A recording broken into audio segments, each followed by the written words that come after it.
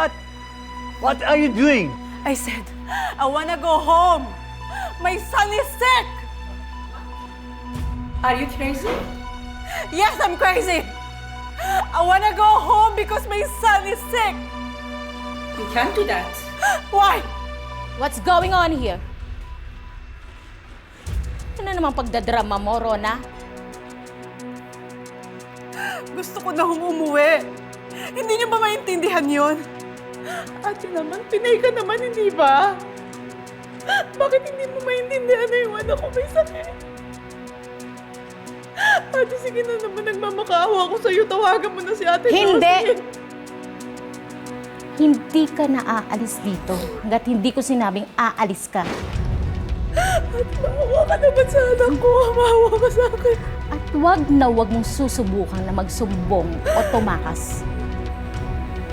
Dahil kung hindi, ipakukulong kita. Naintindihan mo?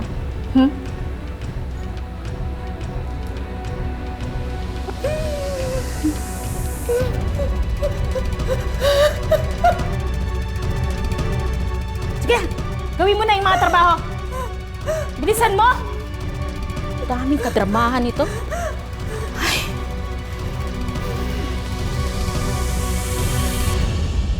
Ma'am Josie, pasensya ka na kung tumawag ako Kasi kailangan ko na bumalik ng Pilipinas May sakit yung anak ko. Hindi ka naman doktor. Hindi mo rin mapapagaling ang anak mo kahit bumalik ka ng Pilipinas. Ete, kung kunin ko po muna sana yung 6 na buwan na sahod ko. Tsaka, babayaran ko naman po lahat ng mga nagastos niyo sa akin Ate, pasensya ka na. Kailangan ko lang kasi talaga ng pera. Hindi. Umayos ka. Huwag kang magpapadala sa emosyon mo. Diyos.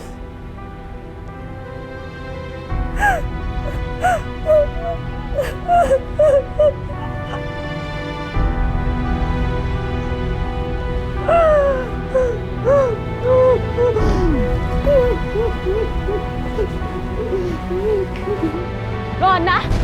Anong oras na wala pa rin kaming pagkain? Bumangon ka na dyan! Pasensya na ho kayo Hindi ho kasi ako makabangon. Masakit yung mga katawan ko. Pasensya, ha? Ako, huwag mo kong aartehan dyan. Tumayo ka dyan. Oh! Ay! Ano to?